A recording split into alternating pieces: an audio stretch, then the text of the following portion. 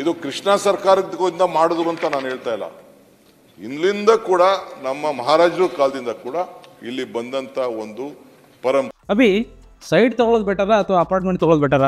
ಚಿಂತೆ ಯಾಕೆ, ಒಬ್ಬ ರಿಯಲ್ ಎಸ್ಟೇಟ್ ಎಕ್ಸ್ಪರ್ಟ್ ಜೊತೆ ಮಾತಾಡು. ಹೌದಾ? ಹೇಗೆ? ಬಾಸ್ ವಾಲಾ ಬಿ ದ ಬಾಸ್.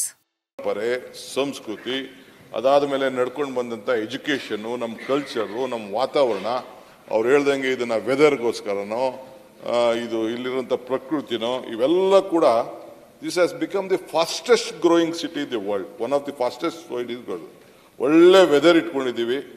ನಮ್ಮಲ್ಲಿ ಸಂಸ್ಕೃತಿ ಇದೆ. ಮೈಗ್ರೆಂಟ್ಸ್ ಕೂಡ ಬಹಳ ಪೆನ್ಷನ್ ಪ್ಯಾರಡೈಸ್ ಅಂತ ಕೆಲವರು ಕರೆದ್ರು, ಯೂಸ್ ಅಂತ ಕರೆದ್ರು, ಸಿಲಿಕಾನ್ ವ್ಯಾಲಿ ಅಂತ ಕರೆದು, IT ಅಂತ ಕರೆದು.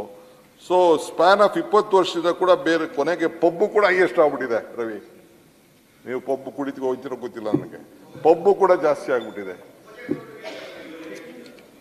ಕೂಡ ಬೇರೆ ಕೊನೆಗೆ ಪಬ್ಬು ಕೂಡ ಹೈಯೆಸ್ಟ್ ಆಗ್ಬಿಟ್ಟಿದೆ. ರವಿ, ನೀವು ಪಬ್ಬು ಕುಡಿತಿಗೆ ಹೋಗ್ತಿರೋ ಗೊತ್ತಿಲ್ಲ ನನಗೆ. ಪಬ್ಬು ಕೂಡ ಜಾಸ್ತಿ ಆಗ್ಬಿಟ್ಟಿದೆ ಕೂಡ ಬೇರೆ ಕೊನೆಗೆ ಪಬ್ಬು ಕೂಡ ಹೈಯೆಸ್ಟ್ ಆಗ್ಬಿಟ್ಟಿದೆ. ರವಿ, ನೀವು ಪಬ್ಬು ಕುಡಿತಿಗೆ ಹೋಗ್ತಿರೋ ಗೊತ್ತಿಲ್ಲ ನನಗೆ. ಪಬ್ಬು ಕೂಡ ಜಾಸ್ತಿ ಆಗ್ಬಿಟ್ಟಿದೆ. ಅಭಿ ಸೈಡ್ ತಗೊಳ್ಳೋದು ಬೆಟರ ಅಥವಾ ಅಪಾರ್ಟ್ಮೆಂಟ್ ತಗೊಳ್ಳೋದು ಬೆಟರ?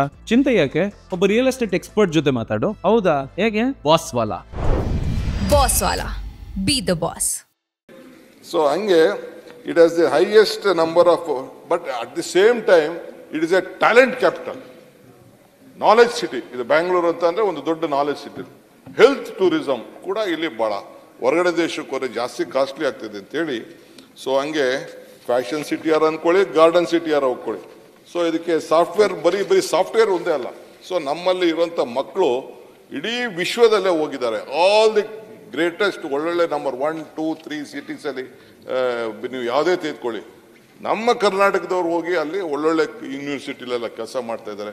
ನೀವು ಸಿಲಿಕಾನ್ ಸಿಟಿಗೆ ಹೋಗಿ, ಒಂದ್ಸತಿ ನೆದರ್ಲ್ಯಾಂಡ್ ಪ್ರೈಮ್ ಮಿನಿಸ್ಟರ್ ಬಂದಿದ್ರು, ನನ್ನ ರೀಸೆಂಟ್ ಆಗಿ ಬಂದು ನಮ್ಮ ವಿಧಾನಸೌಧದಲ್ಲೇ ಐ ಮೆಟ್ ಹಿಮ್. ಅವ್ರು ಹೇಳ್ತಾ ಇದ್ರು, ಇಲ್ಲಿ ನಾನು ಅಲ್ಲಿ ಎಲ್ಲಾರು ಅಮೆರಿಕಾಲ್ ಹೋಗಿ ನಾನು ಇನ್ವೆಸ್ಟ್ಮೆಂಟ್ ಮಾಡಿ ನಮ್ಗೇನಾರು IT ತೆಗೆದುಕೊಂಡು ಹೋಗೋದ್ ಬದಲು ಇಲ್ಲಿ ಬಂದು ಇನ್ವೆಸ್ಟ್ಮೆಂಟ್ ಮಾಡಿದ್ರೆ ನನಗೆ I am saving 30% of that in ಬ್ಯಾಂಗ್ಳೂರಲ್ಲಿ ಬಂದು ನಾನು ಬಿಸ್ನೆಸ್ ಮಾಡಿದ್ರೆ ಅಂತ ಒಂದು ಮಾತನ್ನ ಅವ್ರು ಹೇಳ್ತಿದ್ರು.